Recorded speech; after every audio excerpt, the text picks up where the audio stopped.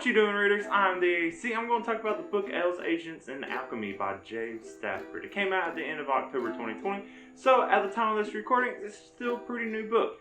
And I was so excited to finally read it because I've been looking forward to it. And it involves some of my favorite things. Alcohol. But no, I really was looking forward to it once I found out about it. And there's just so much to this book that even making this video, trying to figure out what I was going to talk about and make it concise and not a bunch of rambling, was a big undertaking for me, I think, because there's just so much. But that also means this video is going to have a lot of spoilers, so be warned. If you haven't read the book yet, go ahead and do that first, because I just want to discuss all the great things that are about it. If you want a quick review of it, it is fantastic. If you love Alcohol and Alchemy, that's enough to sell you on this already. There's plenty to do with both the system and how it works in the book to latch on and just get lost in it. But it's also, it features a desperate character just trying to stay alive, and it's intense on everything he's having to do while also trying to solve crime and fix all the mess that's been made in his life. So check it out, definitely. But I'm going to talk about all the great stuff that I actually really like about it, and there's a lot, so I'm going to try to keep the rambling down as much as I can. Anyway, so in this book is about people that infuse alcohol with alchemy using these craft cubes. It's been going on at least since the Prohibition, which of course makes sense because that's when alcohol, wasn't as available. So putting alchemy with it seems like a cool thing. But now there is Ron Clayton. He's known as the Magician, and he's the first new alchemist in decades. All the other ones have been around since Prohibition, and finally here's someone new. But what his alchemy actually kind of does is cancel out other alchemy and alcohol, which is, hey, great for a protagonist. It shows he's a good guy. He wants to do great things with alchemy. But yeah, you would think it would be kind of anticlimactic for a magical alchemy thing, but no, he does a lot of great stuff with it. So what Ron is doing is he's trying to get back, trying to fix the mess with his sister being killed by alchemy by someone named Lawrence Grant, who's known as the Warden. He's the owner of the booze Warden pubs.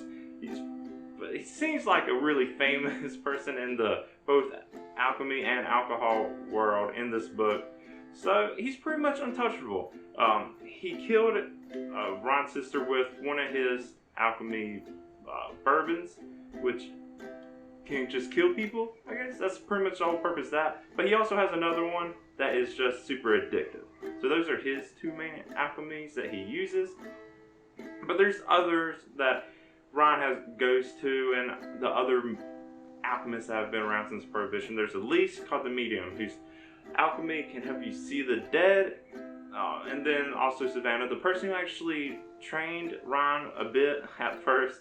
She's called the Conjurer, and her alchemy does this like sense enhancement kind of deal, so you can hear and see colors, bright colors, see weird things. Sounds really cool.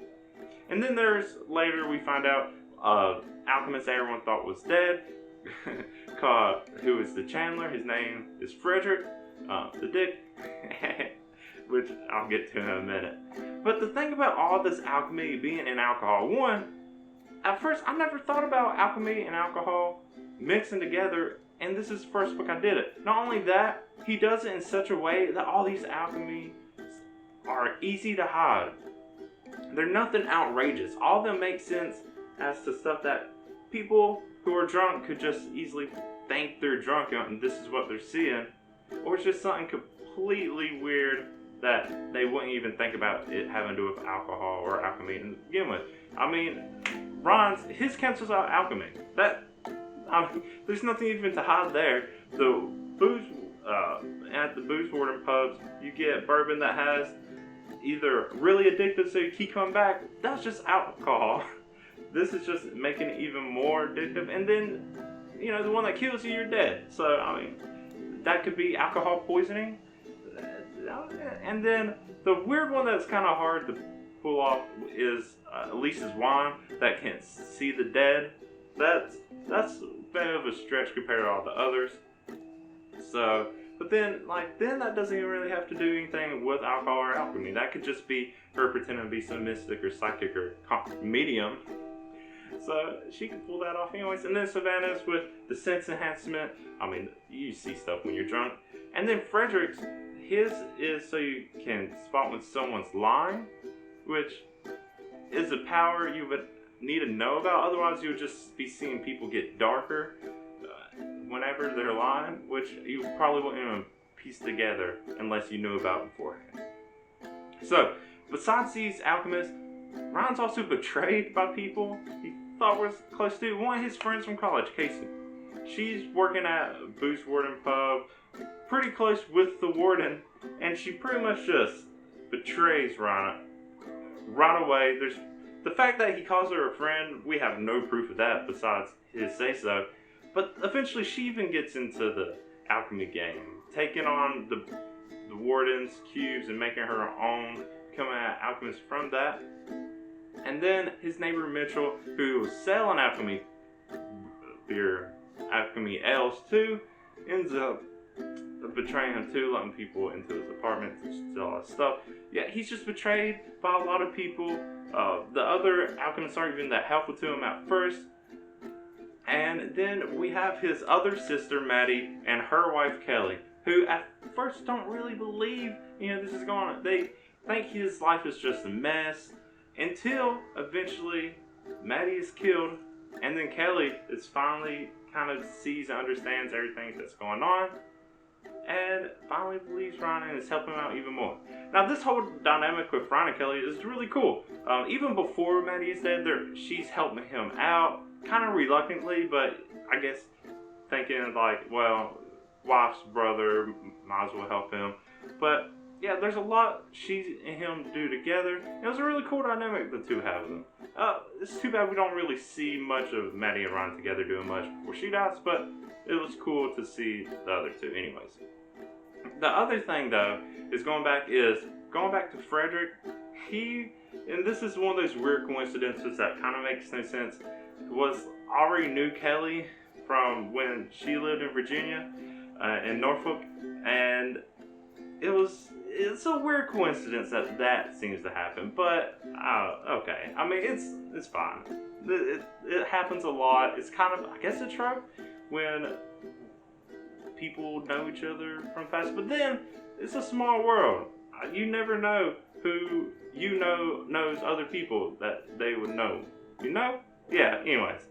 So, throughout this whole book, we have people betraying him, not believing him, barely helping him, even when they do. So this whole time, Ryan is desperate to put the Warden away, to let his craft eventually eat him up if he doesn't craft for 2 days. And it's obvious how desperate he is. He's trying to tell everyone that alchemy is real, but nobody cares. Nobody's believing him, mainly because the people he's talking to are all under the Warden's influence. So he has a tough coming on him. And not only that, all his actions just get him into even more trouble. So right away at the beginning of the book, he's already breaking stuff and causing a scene, which gets the Warden to call people to get him to go to jail. So Ryan only has a few days to figure out how to either not go to jail or be able to craft while he's in jail so he doesn't die. And this whole desperate, bit of trying to live, also trying to put him behind bars. He has too much he has to do in just a few days. But the Warden is also desperate too. He just plays it off as he's not. He keeps up this whole look of like he's in control of everything. And he kind of is, but we do get to see these glimpses of him being desperate. Ron doesn't know this, of course. He thinks the Warden is always 2 steps ahead. And it's good to see this back and forth between the two. There's chapters focusing on Ron and going back and forth between Ron and the Warden, each having their own chapters and perspectives. So it's nice to see that and to see how they're both actually seem to be struggling desperate to put one over each other. So it's really cool to see all that. But with all this desperation, we see a lot of driving around. He's going all over the place. Indiana, Madison, he goes to Norfolk and Virginia at one point, and there's just a lot of driving, especially the first half of the book takes place in like 3 days, and he's just driving around most of the time trying to get in touch with people, trying to get people to help him, which nobody does. And that part was a stretch for me, but also maybe reconsider the geography of the United States. I don't know, when I lived in Virginia, just going from one end of Virginia to the other took at least 6 hours, and that was not even tip to tip. So, I don't know. I don't like driving that much. So, me trying to think about how much they're actually driving just seems exhausting to me. But he's desperate, and he's just trying to do everything he can. So, I guess it all works out eventually. Now, the rest of the story, in total, somebody says it happens in 2 weeks at one point during a court. But I thought the whole thing was going in about a little over a week. I'm not sure. Maybe I just lost track. Maybe there is just a little few days that aren't described, which is a weird jump from going so much happening in 3 days to suddenly it's been a couple weeks. But it all works. I felt like it was more like one. It feels like it should be a whole month with as much stuff that's happened. But that's cool. It keeps you really focused and you get lost in the story because there's so much going on. Now, going to the end. Well, this whole time, eventually, the last third of the book, Ron realizes somebody's helping him. Somebody got in touch with Savannah, and that's what led him to Frederick in Virginia. And they're thinking maybe it's Casey. Maybe Casey is helping behind the scenes. And I was really hoping that it wasn't her. I was like, I get it, she's an old friend. It'll make sense if she was really helping him all along. I was also like, she's kind of a bitch. I hope she's not. And I was so glad that she wasn't. I'm glad she stayed terrible the whole time. What really happened is that the warden's lawyer and the judge he was paying off both betray him. Now, there's reasons for this. Of course, they were probably under his alchemy's influence. But then there's a part in the book where pretty much the wardens and Ryan's cubes switch. Ryan gets the death ones.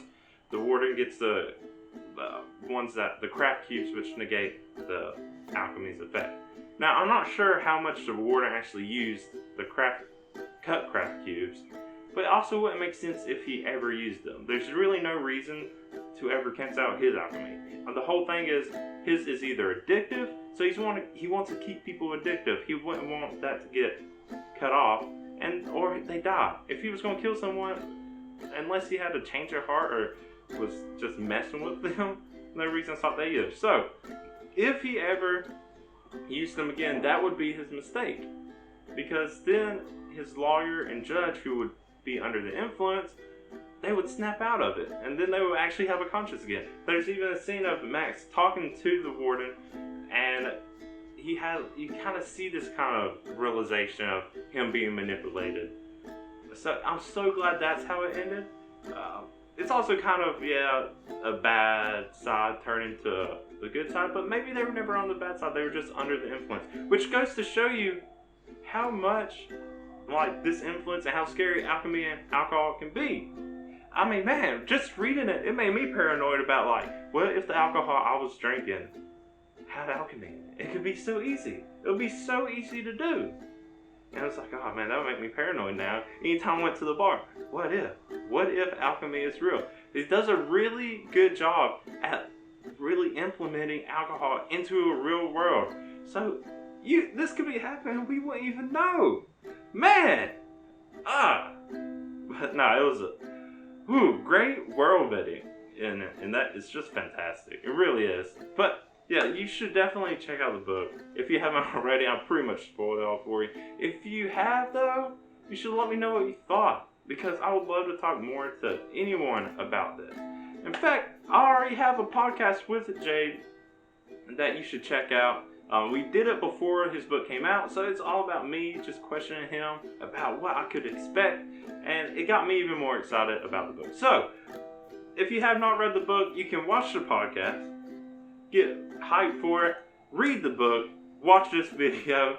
But if you're at this point in the video already, you probably don't need to even worry about any of that. But yeah, definitely check out the book, check out the podcast, check out this book. It's great, really exciting, a lot of great just alchemy implementation and alcohol. And you get to see the little brewing process, and it's a really cool thing to read, no matter what your interests are. But yeah, like I said, let me know what you thought if you have already read it, and if you like my video, go ahead and give the video a like. If you want to see me talk more about other books I'm reading, go and subscribe to my channel. You can see when I do all that. But until next time, I am the AC. Thank you for watching, and bye.